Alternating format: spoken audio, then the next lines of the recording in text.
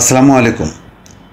ঐকমত্য কমিশনে যে বিষয়টি নিয়ে সবাই একমত সেটা হচ্ছে নির্বাচনকালীন তত্ত্বাবধায়ক সরকার ব্যবস্থা আবার ফিরিয়ে আনার ব্যাপারে সবারই ঐকমত্য আছে।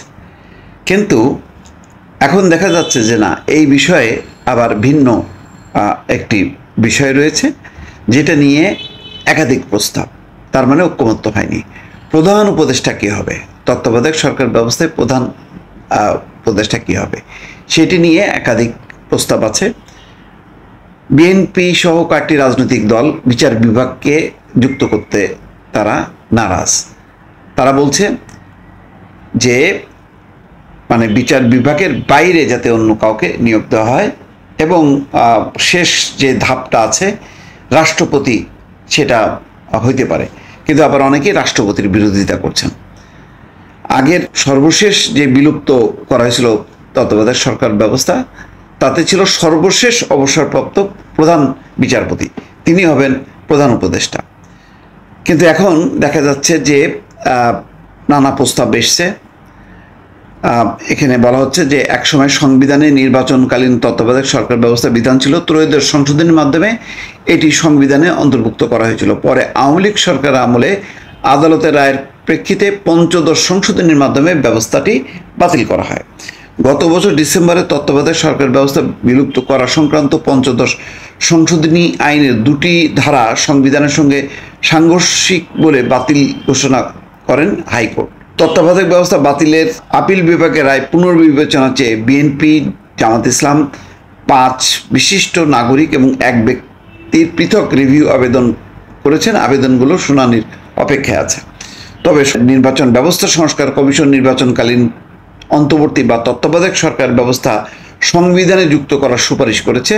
জাতীয় ঐকমত্য কমিশনের সঙ্গে প্রথম পর্বের আলোচনায় সবকটি দল একমত হয়েছে যে তত্ত্বাবধায়ক সরকার ব্যবস্থা থাকা উচিত, কিন্তু একটি দুটি ছাড়া অন্য দলগুলো কমিশনের কাছে তত্ত্বাবধায়ক সরকারের সুনির্দিষ্ট রূপরেখা উপস্থাপন করেনি। সংশ্লিষ্ট ব্যক্তিরা বলছেন প্রধান উপদেষ্টা কে হবেন এবং কিভাবে হবেন সেটা নির্ধারণ করা খুব জরুরি। প্রধান উপদেষ্টাই উপদেষ্টা পরিষদের অন্য সদস্যদের মনোনীত করবেন। তত্ত্বাবধায়ক সরকারের বিষয়ে সংবিধান সংস্কার কমিশনের প্রস্তাবে বলা হয়েছিল আইনসভার মেয়াদ শেষ হবার পর আইনসভা ভেঙে গেলে পরবর্তী নির্বাচিত সরকার শপথ না নেওয়া পর্যন্ত অন্তর্বর্তী সরকার থাকবে। অন্তর্বর্তী সরকারের মেয়াদ হবে সর্বোচ্চ 90 দিন। প্রধান উপদেষ্টা সহ সর্বোচ্চ 15 জন সদস্য নিয়ে কাজ করবে উপদেষ্টা পরিষদ। প্রধান উপদেষ্টা নিয়োগ করবে নির্বাহী বিভাগ, বিচার বিভাগ ও আইনসভা, এই 3 অঙ্গের সমন্বয়ে জাতীয় সাংবিধানিক কাউন্সিল তারা ঠিক করবে। তবে ঐকমত্য কমিশনের সঙ্গে দলগুলোর দ্বিতীয় পর্বের আলোচনার পরিপ্রেক্ষিতে এনসিসি গঠনের প্রস্তাব থেকে সরে আসে কমিশন। এর বদলে তারা সাংবিধানিক এবং সংবিধিবদ্ধ প্রতিষ্ঠানে নিয়োগের জন্য একটি কমিটি গঠনের প্রস্তাব আসে। এনসিসি না থাকায় সংবিধান সংস্কার কমিশন তত্ত্বাবধায়ক সরকারের যে রূপরেখা প্রস্তাব করেছিল তার আলোচনায় রাখা হয়নি। সংবিধানের ত্রয়োদশ সংশোধনীর মাধ্যমে যেভাবে তত্ত্বাবধায়ক সরকার ব্যবস্থা যুক্ত করা হয়েছিল, এই রূপরেখা গতকালের আলোচনায় উপস্থাপন করা হয়, তবে এটি কমিশনের প্রস্তাবে ছিল না। এছাড়া প্রথম পর্বের আলোচনার মাধ্যমে আসা একটি এবং নাগরিক সমাজের একটি প্রস্তাব আলোচনার জন্য তোলা হয়। আলোচনায় আরও কিছু বিষয় উঠে আসে। আগে ছিল সর্বোচ্চ 10 জন প্রধান উপদেষ্টার সঙ্গে পরামর্শ করে রাষ্ট্রপতি এবং অন্য উপদেষ্টাদের নিয়োগ দেবেন। তো যাক, আগের ব্যবস্থা সম্পর্কে যাই থাকুক না কেন, এখন দেখা যাচ্ছে যে হুবহু আগের বিধানে ফিরে আনার বিষয়ে দলগুলোর মধ্যে মতভিন্নতা আছে। বিএনপি, এনসিপি সহ বেশ কয়েকটি দল বিচার বিভাগকে এই প্রক্রিয়া থেকে দূরে রাখার পক্ষপাতী। অন্যদিকে জামাত ইসলামী সহ বেশিরভাগ দল কোনো পর্যায়ে গিয়ে রাষ্ট্রপতিকে প্রধান উপদেষ্টার দায়িত্ব দেওয়ার বিপক্ষে। তবে বিএনপি মনে করে সর্বশেষ বিকল্প হিসেবে রাষ্ট্রপতির বিষয়টি বিবেচনা করা যায়, কারণ আগামী দিনে রাষ্ট্রপতি নির্বাচন হবে গোপন ব্যালটে।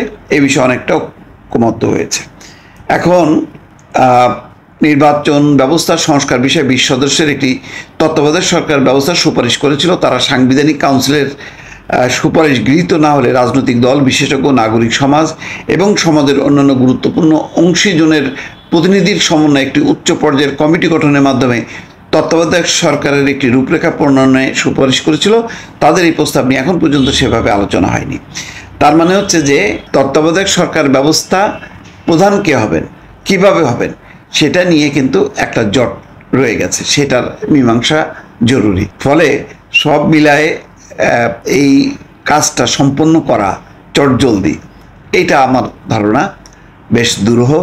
ইতিমধ্যে অধ্যাপক আলী রিয়াজ বলেছেন 20টি গুরুত্বপূর্ণ সিদ্ধান্ত বাকি আছে।